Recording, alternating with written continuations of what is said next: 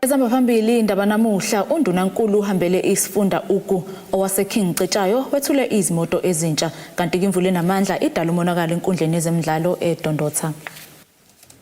Lezi ke izindaba zo1KZNTV ifundelo samkeliswa ngqulunga ekubingelele imbukeli. Undunankulu esifundazwe KwaZulu-Natal usihlezi kalala uhambele kwisifunda uku kuyohlola isakhiwo esiphehla amanzi njengoba ile ndawo inezinkinga yokuphakela amanzi ogwini ukuze nikube sexoxa nezinhlaka ezahlukene ngasese ukuqhamuka nesixazululo kulenkinga yamanzi ogwini.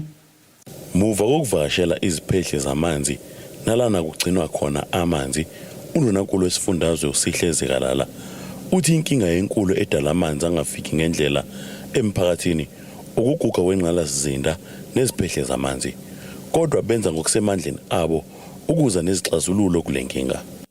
Izinto esibone zikhanda ingqinamba enkulu ekutholakaleni kwamanzi okokuqala ukuthi ingqalasizinda infrastructure isindala kwezinye indawo.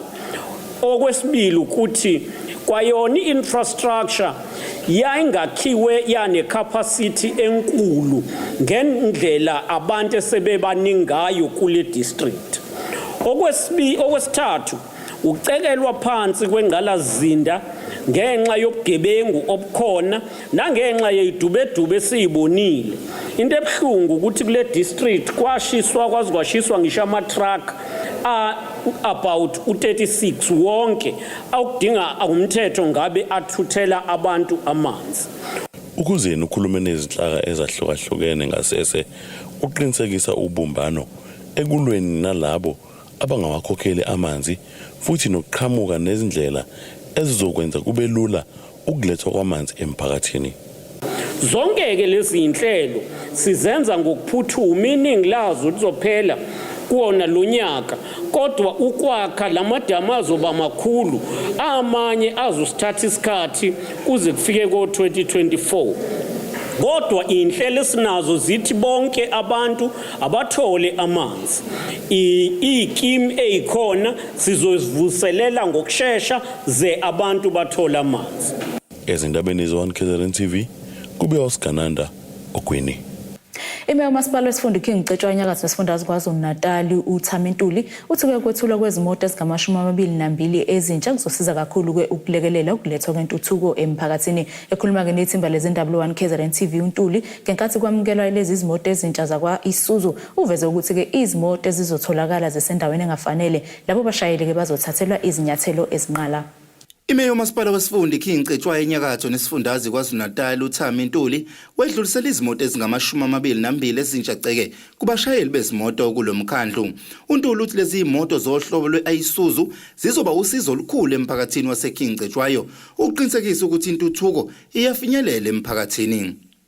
Sezizonke izogcina zu103 kodwa ezoqala lezi ezifikile esizama ngayo yonke indlela yokuthi babe nezinsiza zokusebenza, singabikho izathu sokuthi bathi imoto ifile endleleni abantu bagcine bengatholanga usizo lwamanzi nayo yonke imisebenzi ofanele bayenze njengabasebenzi balapha eKing Cetshwayo. Nakuba kufika izimoto Ezingamashumi kusalendeleka ukuthi zigcine sezingaphezulu kwezikhulu izimoto zalolu hlobo ezofika kulomkhandlu.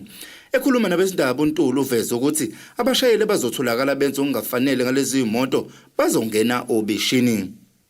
Oyobe osenza okungafanele ngalezi imoto uyompela eseyinyathelela enganyathelwa khona ngoba ngilindele ukuthi abaphathi babo laba banga kwemukeli nje ukuthi kube khona noyedwa okuyenza ngendlela ongafanele ngalezi imoto. Wonke umuntu ufanele ahloniphe umsebenzi wakhe futhi awenze ngendlela yokuhlonipha umphakathi. Inkampani okuyiyona ehlinzeka lo masipala ngezimoto eminyaka emithathu ithi yenza isiqiniseko ukuthi bahlinzeka ngezimoto ezisezingeni kwazise iningi lazo zizohambela ezindaweni ezisemakhaya.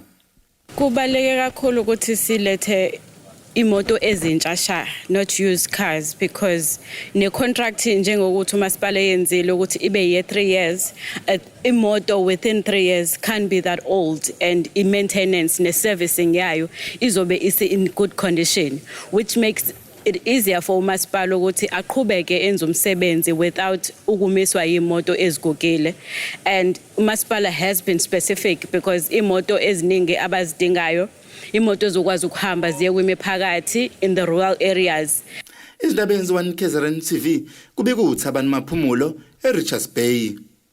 Mkhulu kumonakalo odalwe izimvula ezinamandla esihambisana nokuduma kwezulu okwenzeke ngolesihlanu ledlule nesicekele phansi ke inkundla ezemidlalo iDondotha Stadium kwesakamthethwa enyakatho kwenesifundazwe iKwaZulu-Natal. Ekhuluma nabezindaba umeya kumasipala imfolozo uXolani Bhengu ngesikhathi ke ehlola umonakalo kule nkundla uthi yize noma ke kungenasiqiniseko esiphelele kwamanje kodwa kubonakala ke lo monakalo uzodla izindodla zemali futhi ke ubabuyisele emuva kakhulu njengoba kwakhiwa kwayo bese kusemaphethelweni ukuthi iphele njengoba amaphesenti ke ngama-95 omsebenzi ubusuwenziwe.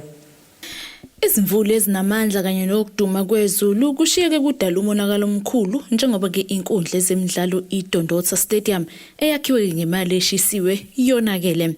Lezi zimvula ke zaba namandla kangangokuba amanzi agcwala ngaphakathi kwaze kwaguguleka ke nala ebese kuqale khona ukufaka ipaving. Ekhuluma ke nethimba leZINTSHA.1KZNTV Imeya umasipala umfolozo uXolani Bhengu uthi lo monakalo ke uphazamise kakhulu izinhlelo njengoba lenkundla ibisisemaphethelweni ke ukuthi iphothulwe futhi ke bebele izinhlelo zokuthi nje ivulwe ngokusheshsha. Okwenzakale ngolesihlanu kube yinto umuntu azange zayilindele ukuthi kungaba nemvula efana nalena. Isilimaze kakhulu ikakhulukazi iground bese liku 95%. So umuntu bebhizi nenhlelo zokuthi lizovulwa nini njengoba qhamukeke lezi imvula zenza lo monakalo ongaka. Umkhulu kumonakalo ngoba uma ubheka ingxenye zenkundla nendawo zonke kuyasho ukuthi khona la kufanele ithintwe khona.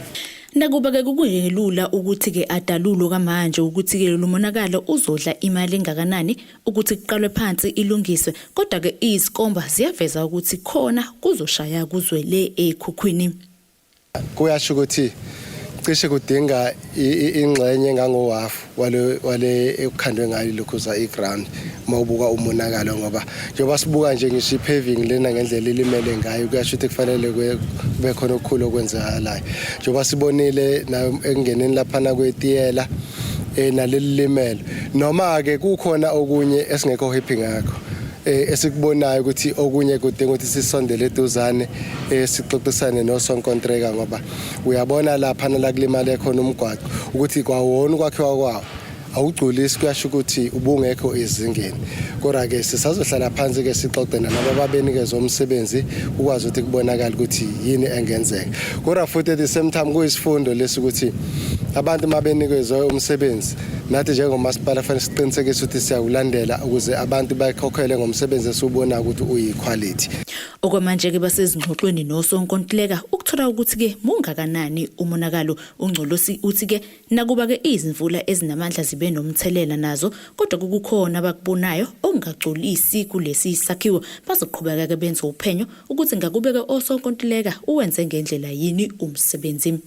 Noma singeke sithi sizobashintsha osonkontreka kodwa kunemithetho ebhekelele izimo ezifana nalezo okusho ukuthi nje okunye kwakho kungakuthi uma insurance ikhuluma enye into but bona kufanele ukuthi beqinisekise ukuthi iground liyakhandwa libe sesimene belivele lihlelelwe sona phambilini okusho ukuthi la kuyiba benze khona amaphutha ibona futhi kufanele balungise ukuze iground libe right.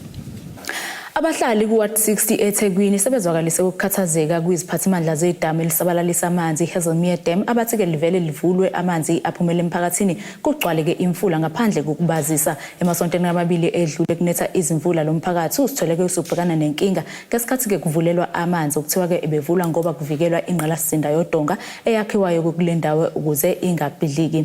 Lena iHazelmere Dam Everlem esidala ukuthi amalungu omphakathi asemahlabathini akhe eduze nalo ahlelela uvalweni ngaso sonke isikhathi uma kunethi imvula enamandla. Ngenyanga edlule abebhodi umngeni water okuyibona ababhekelela umsebenzi oqhubeka la kule ndawo kuphoqeleke ukuthi baphungule amanzi abesengene aba o63% ukuze bawagcine eku55% ukuvikela isakhiwo sodonga esakhiwayo esosiza ukuthi leli damu limumathe umthamo omkhulu wamanzi. Amalunga walolo mphakathi athi izingane zesikole yizona ezisengcupheni kakhulu ngaleli damu kakhulukazi magnethi imvula. Kunengane ezifunda la eCottonlands eyiwela la zisengcupheni kakhulu ngoba yabona nje ngoba bakhona lezindlu nje khona abantu abasuswayo ngale kwathiwa ngathi inhlabathi iyadilika. Ngasho ukuthi mhlawumbe siaffectya ngaleyo ndlela thina especially nje abantu abasebenza ukuwela bayaphesheya eZimeya because iwa day one le and kunabantu abanezihlobo engaphesheya nezingane into easy nje ukuthi zisuke ziwele ziye khona. Ke kwenzeka ukuthi abanye abantu bangakwazi ukuwela abasuka ngaphesheya ematendeni. Ukuye kuthola ukuthi abayowela lezi ansebridgini. Khona ibridge second land. Manje umuntu uzodraya ke manje ebiyeze ngala kuthungathi.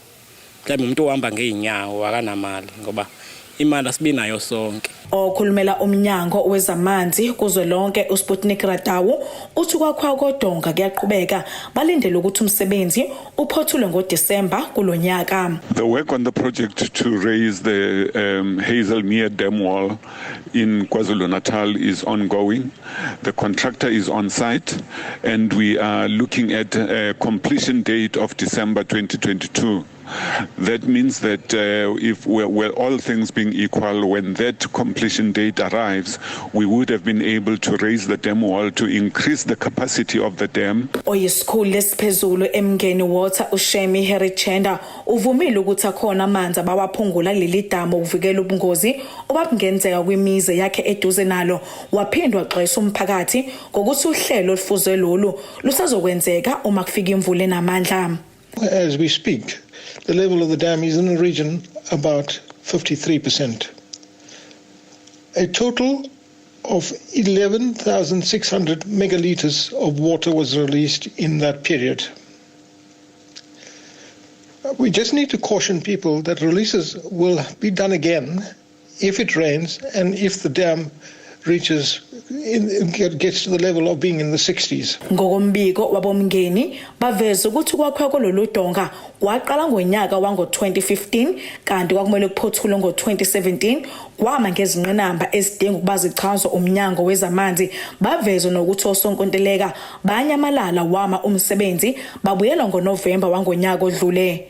Kanti abomnyango kuzokashaya isikhathi sekuyemoyeni bengakaphenduli mayelana nokubambezeleka kwawo lo msebenzi. Debokho Sibisi, eZimeya, eVerelem. Bukeleke sithishelele ezitolo sophinde sibuye futhi nezinye indaba.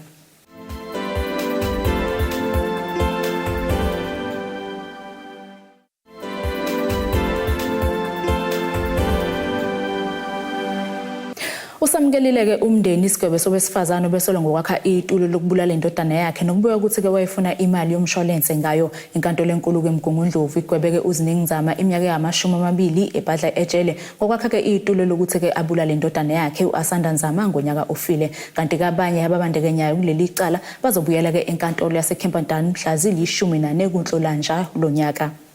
Umo senkantolo enkulu eMgungundlovu sokugweba uziningizama oneminyaka yama-49 ubudala wasesikhelekehleni eNtshanga sishiye abomndeni benemizwa ehlukene njengoba bethi bekumele athole engaphezulu. uNzama utholwe enecala lokwakha itulo lokusocongwa kwendodana yakhe uAsanda Nzama owabe eneminyaka yama-20 ubudala. Ngokutholwa kwe1KZNTV, uNzama waphenduka ikati negundane nayo indodana yakhe ngemumva nje kokushona komyeni wakhe naye owadutshulwa isigubhukane esemzini wakhe. Kuthe kusenjalo, uNzama wasolakala nokuba nobudlelwane nomunye wabasola kuleli icala okuyinto engehlanga kahle kwindodana yakhe. Ngonyaka ofile uMbasa kwadutshulwa kwabulawa uAsanda esegumbini lakhe lokulala. Elinye ilungu lomndeni umlungiselwa Nzama utheza abahlukumeza kakhulu lezi zigameko. Asikaze sithola ukukhuleka njengomndeni ngoba singazi kwenzakalani, sithole ukushaqeka uma sithola ukuthi kanti ilunga lomndeni okade lenza into engalungile unokulimala komfana ke ukababa ke asazi ukuthi ke kumaphi ubani kodwa komfana ke kwendodana yethu Asanda sisitholileke ugcine umama ngokugwetshwa ngoba waboshwa kwakumhla ka11 kuDisemba bemthatha amaphoyisa ke enthilo zogcina seyogwetshwa ke eMgungundlovu wagwetshwa iminyaka eyama-20. kodwa nalapho leso sikole nathi sithanda ukukhala sisinike izikhalo kakhulu anikwe sona. Ephawula ngesimo sabantwana bomsolwa okuyintombazanyana eneminyaka eyi12 ubudala kanye nomfana oneminyaka eyi16 ubudala uthe bangakudinga ukululekwa ngokwengqondo. Lo wentombazane sengimthathile sesinale ekhaya uyabona kukhona nje lokho make nakhuluma nje into ethinta mhlambe into yamaphoyisa kuvena akhale mhlambe basezohlela abomthetho amaphoyisa mhlambe babalethwe sezonhlala kahle bazoyingane bayi-assesse kahle ukuthi kuhamba kanjani kuzona. Unzama uthe bawumndeni omncane ngakho ke kwabethusa konke lokhu okwenzeka.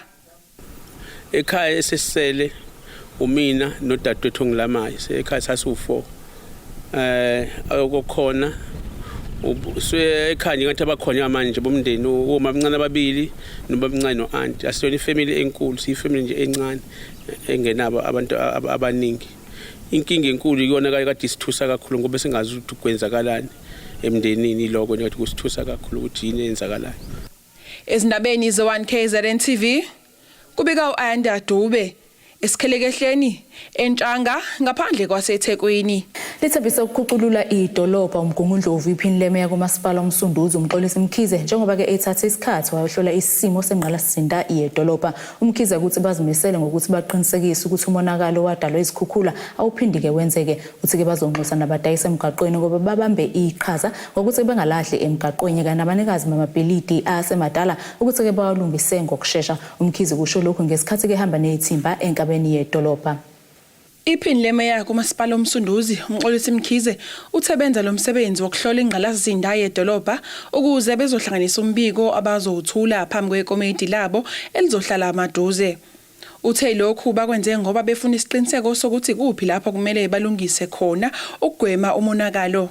Kuzoba kuhle ukuthi senze i-assessment on the ground ukuchecka ingqalasizinda yethu ukuthi ngabe isimo semgwaqo edolobheni sisesimeni sokuthi imigwaqo kumele kube capital city yini.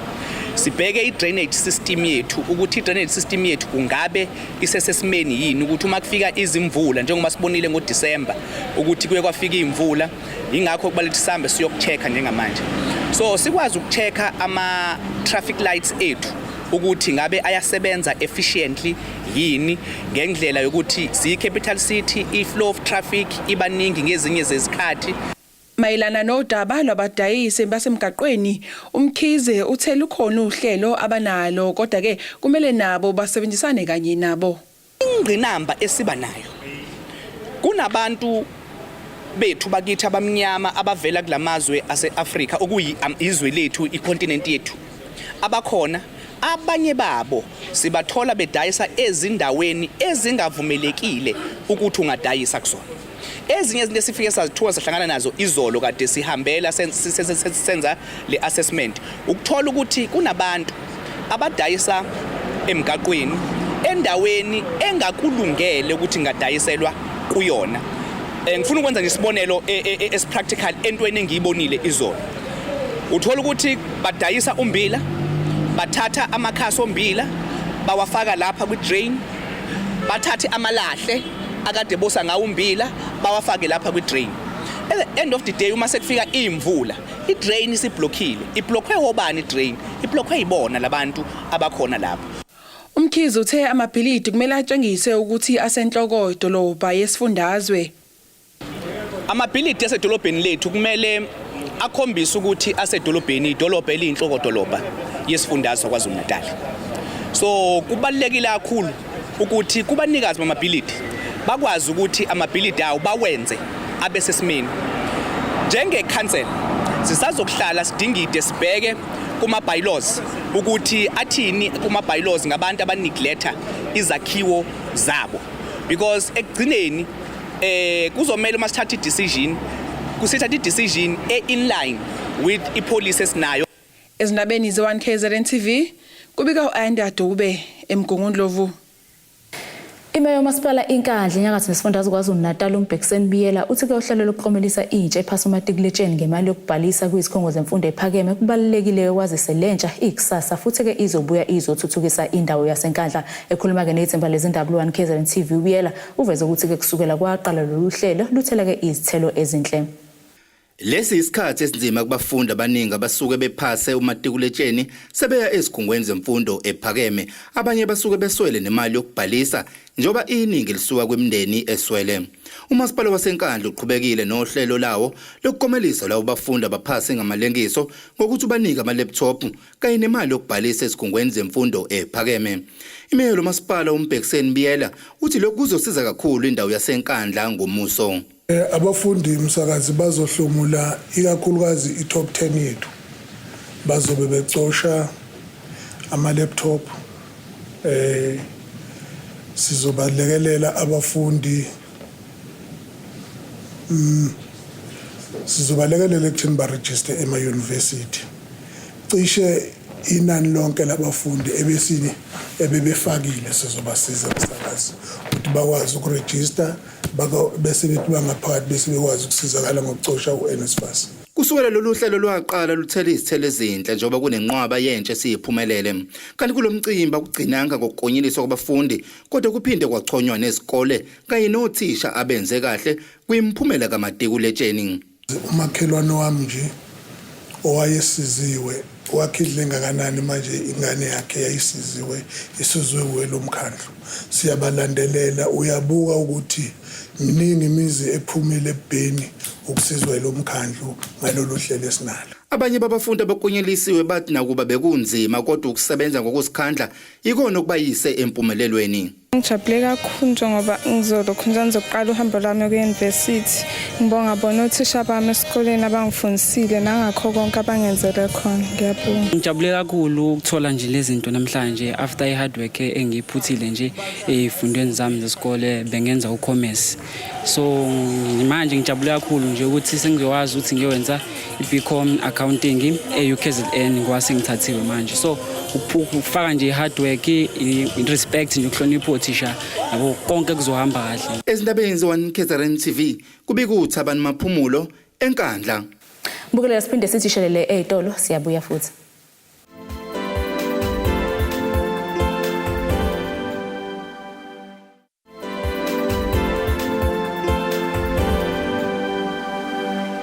Siphinde sikwamukele mbukeli usabukele zona indaba ze1KZNTV ahlabele phambili sibheke ngosini ezomnotho.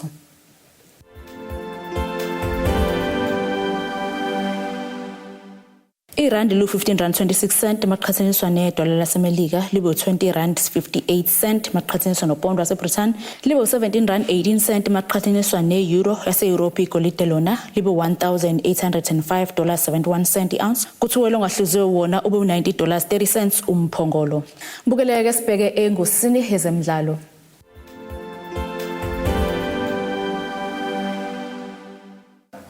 Umgadli Orlando Pirates uKapateni Mhangu uphoqeka abaphathi beqembu kuba belule inkontileka yakhe ebizophela ngokuphela kukaNhlangulana kulandela ke ingcwenga yebhola alikhombiseke ngesikhathi edlalela izwe lakubo iMalawi emqhudelwaneni iAFCON oqhubekayo eCameroon. Umhango ke oshayela iMalawi amagoli amathathu emidlalweni emithathu kwiAFCON uqhama nje sekunesikhathi ke engabonakala kwiPirates.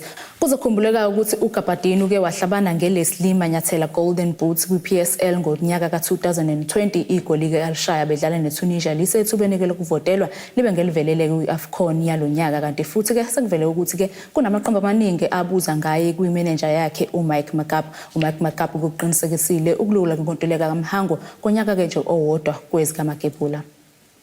Nasi ke isimo sezulu esingalindeleka.